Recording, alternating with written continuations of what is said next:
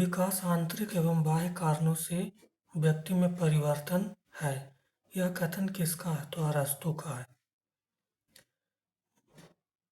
विकासात्मक परिवर्तन हो सकता है मात्रात्मक, गुणात्मक, बहुआयामी और व्यक्तिगत, चारों। विकास के संदर्भ में निम्न में से कौन सा कथन सत्य है? तो 3।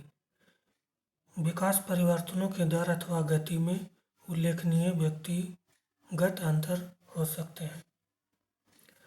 विकास की प्रक्रिया में जीवन मूल्यों, व्यक्तित्व, व्यवहार इत्यादि के विकास भी शामिल है। तो चारों, स्वभाव, रुचियां और आदतों। मानव का विकास निम्न में से किस पर निर्भर करता है? उसकी वृद्धि एवं वातावरण से मिलने वाली परिपक्वता पर।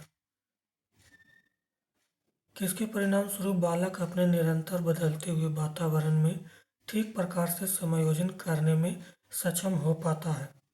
तो संज्ञानात्मक विकास। आप अपनी कक्षा में कुछ छात्रों को चुनकर 6 महीने में उनमें होने वाले विकास की एक रिपोर्ट तैयार करना चाहते हैं, तो इसके लिए निम्न में से क्या चुनेंगे? प्रत्येक 6 माह उनकी रुचियां, आदतों, दृष्टिकोण, स्वभाव, व्यक्तिगत व्यवहार आदि में होने वाली परिवर्तनों को जांच करेंगे।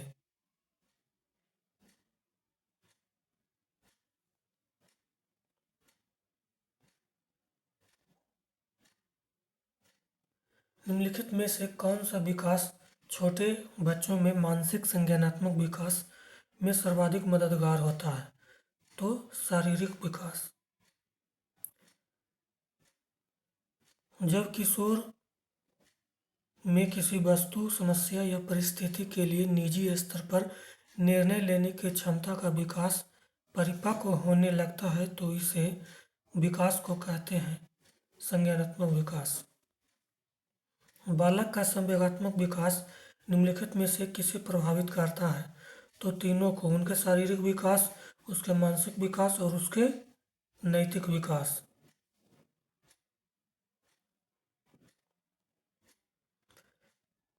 विकास के विभिन्न आयामों के संदर्भ में निम्नलिखित में से कौन सा कथन असत्य है?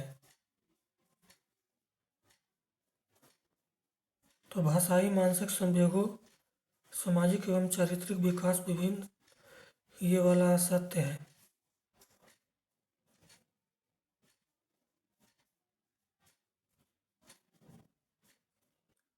आपकी कक्षा का एक छात्र राजू शारीरिक विकास की दृष्टि से काफी पिछड़ा हुआ है।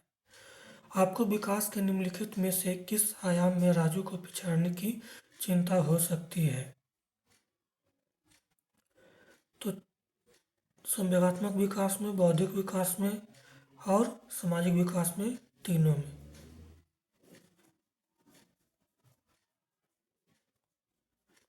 वृद्धि एवं विकास के संदर्भ में निम्नलिखित में से कौन सा कथन सत्य है? तो वृद्धि विकास की प्रक्रिया का एक चरण होता है, जबकि जिसका क्षेत्र असीमित होता है। विकास स्वयं में एक विस्तृत अर्थ रखता है एवं वृद्धि इसका एक भाग होता है। दोनों सही है।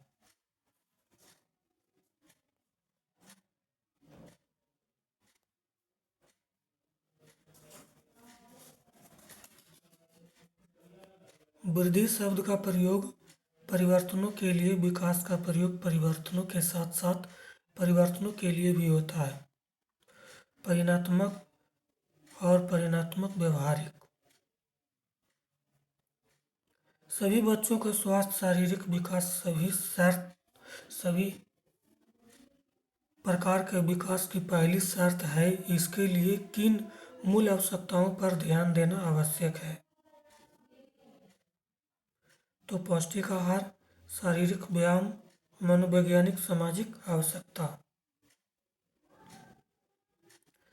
शिक्षण की विभिन्न विधियों का प्रयोग के लिए कौन सी अवस्था सर्वाधिक उपयुक्त है? बाल्यावस्था।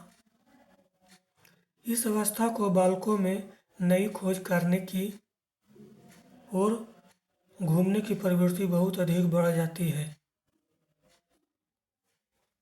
उत्तर बाल्यावस्था में सार्थक अधिगम की प्रक्रिया विकास की किस अवस्था से आरंभ होती है? शैशवावस्था से।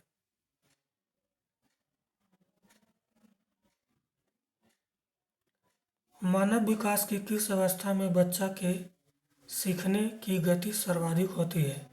किशोरावस्था, शैशवावस्था में। किस अवस्था में घनिष्ठ मित्रता होती है? किशोरावस्था। 12 से 14 वर्ष की आयु के बीच की अपेक्षा लंबाई तथा मांसपेशियों की तेजी से वृद्धि होती है एवं 14 से 18 वर्ष की आयु के बीच की अपेक्षा की लंबाई मांसपेशियां तेजी से बढ़ती है। 21 को 2 लड़कों और लड़कियों और लड़कों में।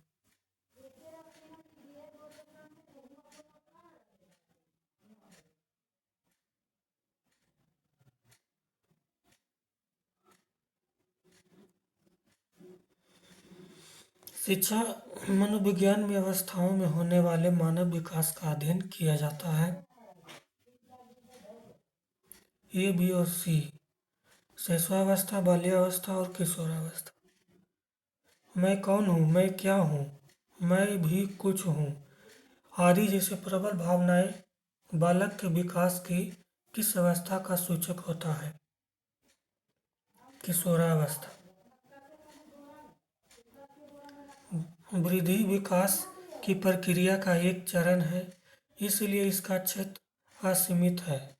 कारण बालक की शारीरिक वृद्धि से उसके विकास का अनुमान लगाया जा सकता है। ये गलत है, आर सही है।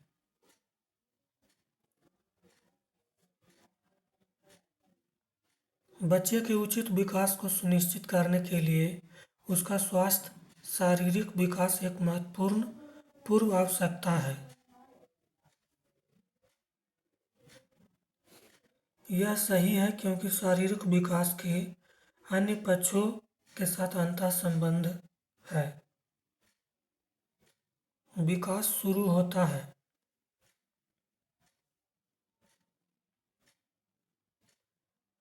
प्रसव पूर्व अवस्था से। निम्नलिखित में से कौन सा कथन विकास और अधिगम के बीच संबंध को सर्वश्रेष्ठ रूप से जोड़ता है?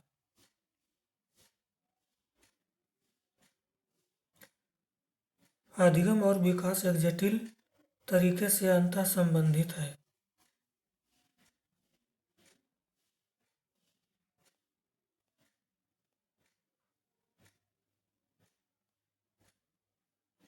विकास के बारे में निम्नलिखित में से कौन सा कथन सही है? विकास भिन्न व्यक्तियों में भिन्न गति से होता है। विकास के सिद्धांतों के बारे में निम्नलिखित में से कौन सा कथन गलत है?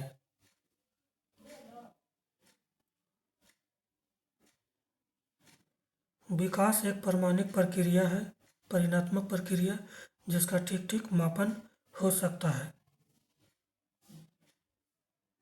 निम्नलिखित कथनों में से कौन सा विकास एवं अधिगम से संबंधित सही प्रकार के सूचित करता है? विकास अधिगम अंतर संबंधित है और अंतर निर्भर होते हैं। निम्नलिखित में से कौन सा मध्य बाल्यावस्था को विशेषता है?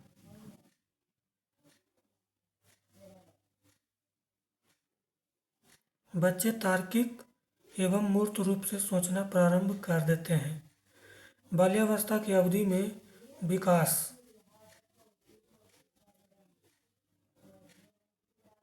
बहुस्तरीय एवं मिश्रित होता है। निम्नलिखित में से मध्य बाल्यावस्था की अवधि का मुख्य प्रमाण चिन्ह कौन सा है?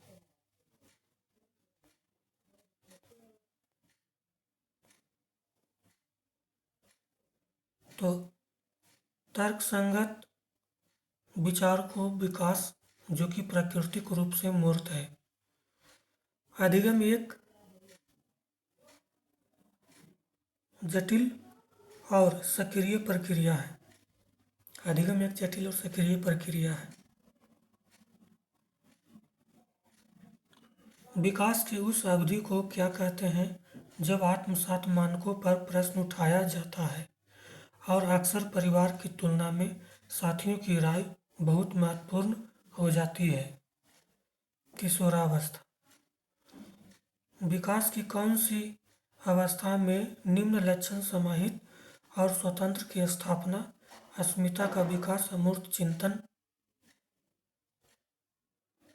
किशोरावस्था।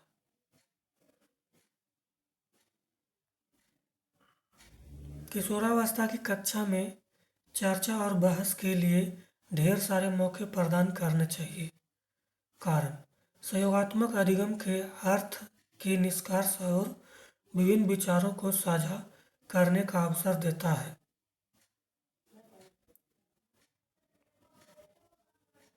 ये और दोनों सही है और व्याख्या भी है।